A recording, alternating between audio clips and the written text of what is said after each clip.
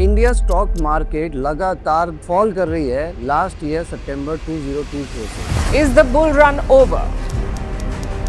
Everything was in the red. Very disappointing news when it comes to the market.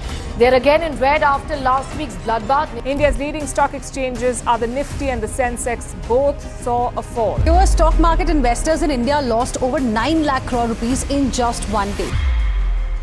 इसके multiple factors हो सकते हैं, geopolitical reason हो सकता है, करेंसी डिवैल्यूएशन हो सकती है, कंट्रीज के बीच में वॉर हो सकती है।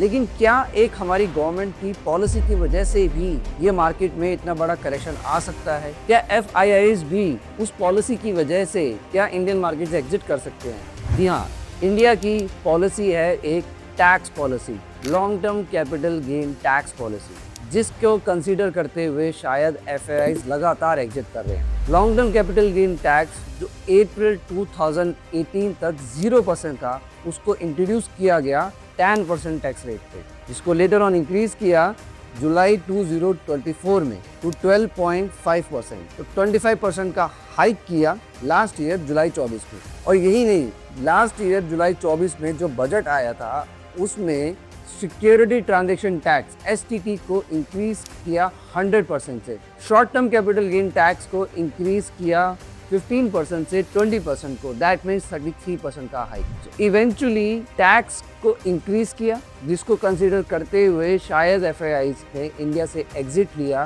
बिकॉज अदर फैक्टर्स जो थे ये फैक्टर्स क्लब हुआ। नाउ नॉट श्योर कि ये क्या टैक्स रिवर्स होंगे, क्या वापस long term capital gain tax को 0% पे लाया जाएगा, क्या वापस short term capital gain tax को 15% पे लाया जाएगा, कोई नहीं बता सकता, बिकॉज ये गवर्नमेंट की टैक्स पॉलिसीज है। फाइनेंशियल ईयर 2022-23 में 98,000 लाख करोड़ का कलेक्शन था सिर्फ long term capital gain tax का, जो हो सकता है इन लास्ट 2 इयर्स और इंक्रीज हो गया हो। तो ऑब्वियसली गवर्नमेंट अपना टैक्स रेवेन्यू देख रही है, बट साथ साथ FIIs एग्जिट कर रहे हैं and we are not sure कि ये टैक्स पॉलिसीज कभी रिवर्स होंगी।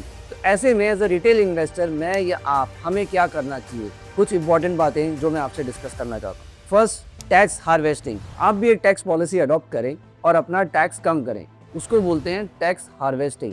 जहाँ पे कोई ऐसा स्टॉक जिसमें आपका गेन आ रहा हो, जिसकी वजह से टैक्स बन रहा है, और कोई ऐसा स्टॉक जिसमें लॉस आ रहा है, तो उस गेन को और उस लॉस को सेट ऑफ करें, उस स्टॉक्स को बुक करें, उसको गेन से सेट ऑफ करें, ताकि आपका गेन जो है कम हो जाए, लॉस बियर कर ले बट गवर्नमेंट को टैक्स ना दे। इसको बोलते हैं tax harvesting. Late me no, अगर आप इसके बारे में डिटेल समझना चाहते हैं तो मैं इस टैक्स हार्वेस्टिंग मेथड के बारे में भी डिटेल में आपको समझा सकता हूँ। सेकेंड, अपना पोर्टफोलियो को रीबैलेंस करें, उसको बोलते हैं rebalancing your portfolio. Proper analyse करें, कहीं आप एग्रेसिव तो नहीं है, ओवर एग्रेसिव तो नहीं है, तो अपनी स्ट्रैटेजी को ओवर एग्रेसिव से बैलेंस स्ट्रैटेजी पे लेके जाएं। मिड कैप और स्मॉल कैप जो स्टॉक्स हैं वो एक्चुअली में थोड़े ओवर वैल्यूड हैं, वहां से सब एग्जिट कर रहे हैं, तो आप चाहे लार्ज कैप और फ्लेक्सी कैप में चले जाएं। अगर आपके पास इतनी नॉलेज नहीं है या इतना टाइम नहीं है, जैसे मैं एक CA होते हुए भी मैं खुद अपना पोर्टफोलियो नहीं मैनेज करता हूँ, मैंने एक फाइनेंशियल एडवाइजर को हायर किया हुआ है जो मेरे साथ ईयर 2015 से है। मैं उनसे हेल्प लेता हूँ, वो प्रॉपर मेरे लिए स्ट्रैटेजीज बनाते हैं और रीबैलेंसिंग भी करते हैं। तो उन्होंने मुझे लास्ट ईयर ही बता दिया था, समवेयर अराउंड दिसंबर 2024 में, कि अपना पोर्टफोलियो हम रीबैलेंस करते हैं, मिड कैप से स्मॉल कैप से हम जाते हैं लार्ज कैप पे, फ्लेक्सी कैप पे।